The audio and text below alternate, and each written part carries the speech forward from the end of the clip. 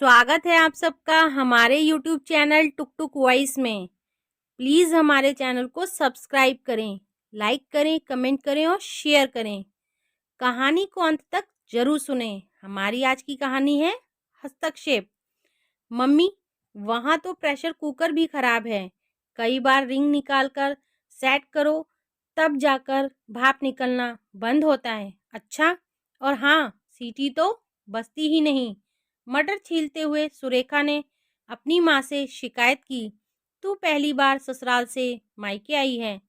चलो, शाम को तुम्हारी पसंद का प्रेशर कुकर दिलवा देती हूँ, माँ स्नेह से बोली। सुरेखा खुश हो गई। शाम हुई।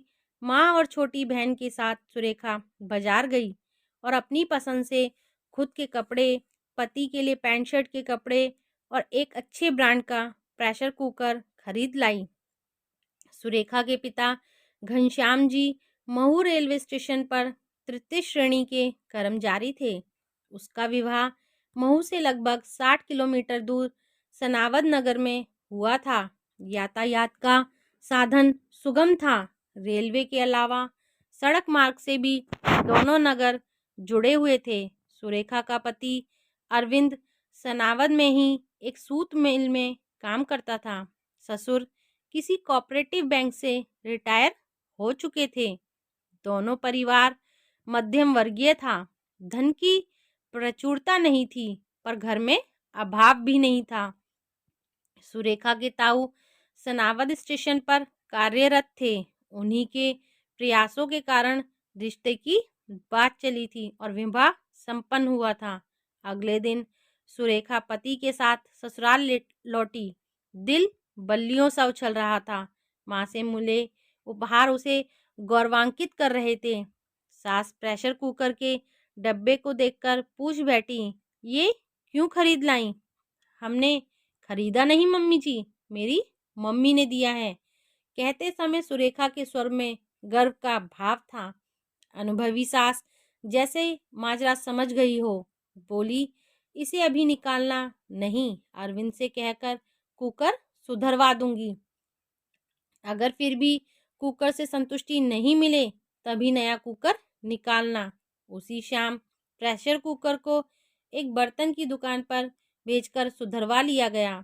अब पुराने प्रेशर कुकर से प्रेशर लीक नहीं कर रहा था और यदा कदा सीटी भी बजा रहा था। 3 महीने बाद सुरेखा पति के साथ फिर मायके आई। मम्मी ने हालचाल पूछा। बातों ही बातों में माँ ने पूछ लिया कि किसी चीज़ की ज़रूरत हो तो बताना। और सब तो ठीक है मम्मी, पर वहाँ का गैस चूल्हा इतना कम फ्लेम देता है कि चाय बनाने में ही पसीना छूट जाता है। उसे सुधरवा कर भी देखा, पर कोई फायदा नहीं। 8-10 दिन तक तो फ्लेम ठीक रहता है, फिर वैसा का वैसा ही। मम्मी, मिलिट्री कैंटीन से चूल्हा मिल सकता हो तो दिलवाओ ना, कैंटीन में सस्ता मिल जाता है। घनश्याम जी के एक मित्र जो सेना में एक अच्छे पद पर कार्यरत थे, उनसे निवेदन कर घनश्याम जी ने एक गैस स्टोव सुरेखा के लिए मंगवा दिया। सुरेखा ने मूल्य चुकाना चाहा, पर घनश्याम जी ने मूल्य लेने से मना कर दिया। समझना पापा की तरफ से गिफ्ट है, कहकर उन्होंने टाल दिया। इस बार फिर सुरेखा गर्व से मस्तक ऊंचा कर ससुराल पहुंची। सास ने दरवाजा खोला था। सास की नज़र गैस स्टोव पर पड़ी तो सास के पूछने से पहले ही सुरेखा बोल पड़ी, मम्मी जी, अपने चूल्हे से परेशान हो गई हूँ, इसलिए महू के मिलिट्री कैंटीन से मम्मी से कहकर चूल्हा मंगवाई हूँ। मैं पैसे दे रही थी, पर पापा ने देने नहीं दिए। इस बार सास कुछ नहीं बोली। शाम को काम से लौटने के बाद खुद अरविंद ने नया स्टोव किचन में लगाया। उस शाम का खाना नए स्टोव पर बनाया गया। साथ ही आज नया प्रेशर कुकर जो टांड पर रखा था उतारा गया। फिर नई प्रेशर कुकर का उद्घाटन नए गैस स्टोव पर खीर बनाकर किया गया। बाद के दिनों में स्थिति ये थी कि सुरेखा जब कभी मायके जाती थी, अपनी माँ के सामने शिकायतों का पिटारा खोलकर रख देती थी। जरा जरा सी कमियां भी बढ़ा चढ़ाकर बताती थी। माँ भी उन कमियों को रस ले लेकर सुनती थी। चूंकि वे सब चीजें घरेलू उपयोग से संबंधित होती थी, ज़्यादा महंगी भी नहीं होती थी, इसलिए माँ खुद बाजार से ला देती थी या पिता से मंगवा देती थी। कैंची, मिक्सर ग्राइंडर, डिनर सेट जैसी कई चीज़ें वह माँ से लेकर आई। अब सास भी कुछ नहीं कहती थी। उन्हें भी लगता था कि कुछ ला ही रही है, देने तो जा नहीं रही। संपन्न माँ बाप की बेटी है, माएँ बेटियों को उपहार देती ही हैं। उन्हीं दिनों अरविंद को एक सेकंड हैंड बाइक पसंद आ गई। कीमत लगभग 40,000 रुपये तय ठहराई गई। अरविंद के पास मात्र 20,000 रुपये थे। कुछ पापा से, कुछ दोस्तों से लेकर खरीद लूँगा सोचकर अरविंद ने बाइक के लिए 10,000 रुपये बयाना दे दिया और 7 दिन के अंदर पूरी रकम देकर बाइक ले जाऊंगा का वादा कर आया। घर आया तो पता चला कि पिता अधिकतम 8,000 रुपये की मदद कर सकते हैं। शेष 12,000 के लिए वह इधर उधर भटका। मित्रों से फरियाद किया पर कहीं दाल नहीं गली। अंतिम विकल्प के तौर पर उसने दानवीर ससुर को याद किया। अगले ही दिन नव दंपति महू पहुंच गए। घनश्याम जी के सामने आने का प्रयोजन बताया गया तो अरविंद और सुरेखा दोनों का भ्रम टूटा। घनश्याम जी ने पैसा जुटाने में असमर्थता प्रकट की। बोले, 1,000-2,000 की व्यवस्था तो कर सकता हूँ, पर 12,000 की व्यवस्था मेरे लिए मुश्किल होगी। सुरेखा का दिल उदास हो गया। वहीं अरविंद को बयाने में दिए 10,000 रुपये डूबते हुए नजर आए। बेटी दामाद आए थे, इसलिए उत्तम भोग का प्रबंध किया जाने लगा, पर अरविंद का मन ससुराल में नहीं लगा। इंदौर से होकर लौटता हूँ कहकर वह वहाँ से निकल गया। महू इंदौर से लगभग 25 किलोमीटर की दूरी पर था। जल्दी लौटना कहकर सुरेखा ने उसे जाने दिया।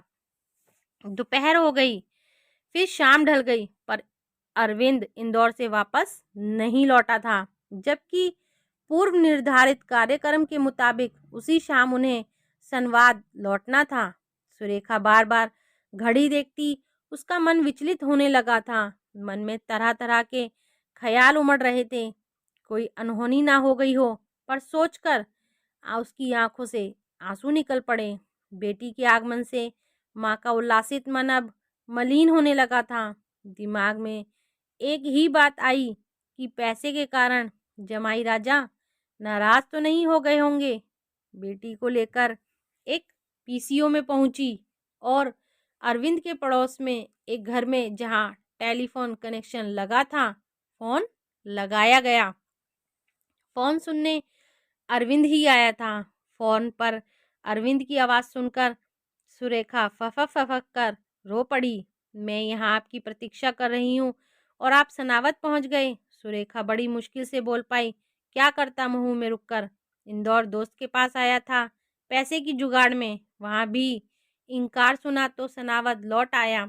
बाइक वाले से बयाना लौटाने को बोलूँगा, अगर लौटा दिया तो ठीक है, नहीं तो 10,000 रुपये को राम राम। मैं कैसे आऊँ? मर्जी तेरी, जैसे हो आना, ना मर्जी हो तो मत आना। अरविंद का रुष्ट स्वर बिजली सी गिरी सुरेखा के ऊपर। कई पलों तक अपने कानों पर यकीन नहीं हुआ। ये क्या बोल रहे हो? वही जो सुन रही हो, कहकर अरविंद ने फोन रख दिया। सुरेखा जाने कितनी ही देर तक फोन हाथ में लिए हेलो हेलो करती रही। आंखों से अश्रुधारा वेगपूर्वक बह निकले। क्या हुआ, क्या हुआ? माँ आश्चर्य मिश्रित स्वर में बोली। सुरेखा थोड़ी देर तक रोती रही, फिर अटक अटक कर पूरी बात बताई। घर में जैसे कोहराम मच गया हो। अरविंद और उसके पूरे खानदान को कोसे जाने लगा। गालियां दी, भिकमंगों के परिवार में बेटी ब्याह दी गई जैसी बातें भी कही गईं। क्रोध जब कम हुआ तो मशवरा करने की बारी आई। 12,000 रुपये घनश्याम जी के लिए 3 माह के वेतन के बराबर था। सहज व्यवस्था करना संभव नहीं था। पर असंभव भी नहीं था। 3 दिन बाद कुछ बैंक से निकालकर, कुछ मित्रों से उधार लेकर वे 12,000 रुपये इकट्ठा किए और पीड़ित मन से बेटी को लेकर समधियाने पहुँचे। अरविंद के माता पिता को इस संदर्भ में कुछ भी मालूम नहीं था। वे तो सोच रहे थे कि सुरेखा के पिता का मन कर आया होगा कि बेटी को कुछ दिन पास रखें, इसलिए अरविंद सुरेखा को मायके छोड़कर अकेला लौट आया। अरविंद से बात की गई। मैंने कौन सा दहेज मांगा है, उधार चाहिए था, जैसे ही मेरे पास जमा हो जाएगा मैं वापस कर दूंगा, अरविंद छूटते ही बोला। घनश्याम जी चुपचाप सुरेखा के हाथ में रकम दिए, फिर दामाद से कोई सवाल जवाब किए बिना अपने बड़े भाई साहब के घर चले आए। अंत तक वे समझ नहीं पाए थे कि रुपए की मांग के पीछे समधी समधन की भी कोई इच्छा थी या नहीं थी। 3 साल गुजर गए, न रकम वापस आई, न मांग नहीं हुई। घनश्याम जी ने फिर भी शुक्र मनाया, समझ लिया कि दहेज में कोई कमी रह गई होगी जो उस 12,000 से पूरी की गई। तभी एक दिन पता चला कि अरविंद जिस कॉटन मिल में काम करता था वह बंद हो गई है। कर्मचारियों को एक निश्चित रकम सौंपकर अनिवार्य सेवानिवृत्त दे दी गई है। सुरेखा इस दरमियान एक बच्चे की मां बन चुकी थी और पुनः गर्भ से थी। अरविंद एक दिन पत्नी और बच्चे के साथ मोटरसाइकिल से ससुराल आया और पीतमपुर, जो महू से कुछ ही किलोमीटर दूर था, नई नौकरी की तलाश में भटकने लगा। लगभग 20 दिन तक भटकने के बाद एक दिन अरविंद ने कहा कि कहीं ढंग की नौकरी नहीं मिल रही। सोच रहा हूँ कि नौकरी ढूंढने में समय बर्बाद करने के बजाय अपना खुद का कोई कारोबार शुरू करूँ। अगर 50,000 की मदद मिल जाए तो मैं खुद का काम शुरू कर सकता हूँ। पिछली रकम तो वापस हुई नहीं और 50,000 फिर से। मानो अरविंद के मुंह से बोल नहीं, बम का गोला दागा हो। सास एकदम से बोल पड़ी, जमाई राजा, वो 12,000 ही बड़ी मुश्किल से चुकाए हैं हमने, और आपकी साली की शादी में भी खूब खर्चा हुआ है हमारा। इस बार हम चाहकर भी कुछ नहीं कर पाएंगे। दो टूक जवाब सुनकर अरविंद कुछ नहीं बोला। सुरेखा अरविंद के प्रति आशंकित थी। कहीं इस बार फिर। उस शाम अरविंद ने कुछ नहीं किया, चुपचाप खाना खाया, खामोशी से रात गुजारी और अगली सुबह जाता हूँ किसी और जगह काम देखने कहकर अच्छे से तैयार हुआ, नाश्ता किया और अपना बायोडाटा की फाइल वाला बैग लेकर बाइक से चला गया। उस रोज वह वापस नहीं लौटा। रात हो गई और जब वह वापस नहीं लौटा तो सुरेखा ने ससुराल के पड़ोस में फ़ोन किया। वहां से पता चला कि अरविंद सनावत भी नहीं लौटा है। आखिर गया तो कहाँ? 2 दिन गुजर गए। मन में तरह तरह की शंका उत्पन्न हो रही थी। थाने पर रिपोर्ट की गई, कहीं एक्सीडेंट तो नहीं हो गया, पर कुछ पता नहीं चला। 5वें दिन अरविंद बिना किसी पूर्व सूचना के मैले कुचैले हालात में महू पहुंचा। बिना किसी से कोई बातचीत किए सीधे बाथरूम में घुस गया, नहा धोकर बाहर निकला। नाश्ते के दौरान बताया कि इन 5 दिनों में वह इंदौर, उज्जैन, धार में नौकरी की तलाश में खूब भटका है। कहीं भी कैसा भी काम नहीं मिला, इसलिए एक दोस्त के साथ ग्वालियर काम की तलाश में जा रहा है। बाइक वह इंदौर में दोस्त के घर छोड़ देगा और अपना कपड़ों वाला बैग लेकर वहां घर से निकल गया। सुरेखा भारी मन से अरविंद को जाने दी थी। पिछले 5 दिनों में उसकी आंखों से अविरल आंसू बहे थे। आजीविका का प्रश्न न होता तो वह अरविंद को अपनी आंखों से ओझल नहीं होने देती। अब तो मायके में रहना भी उसे कठिन और अपमानजनक लगने लगा था। माता पिता उससे कुछ कहते तो नहीं थे, पर माता पिता के आंखों में छाई उदासी स्पष्ट गोचर होने लगी थी। अरविंद को गए 3 ही दिन हुए थे कि सुरेखा को उसके ताऊ से पता चला कि अरविंद तो पहले दिन ही सनावद आ गया था, यानी ग्वालियर जाने की बात झूठी थी। सुरेखा जैसे आसमान से गिरी हो, घर में कोहराम मचना ही था।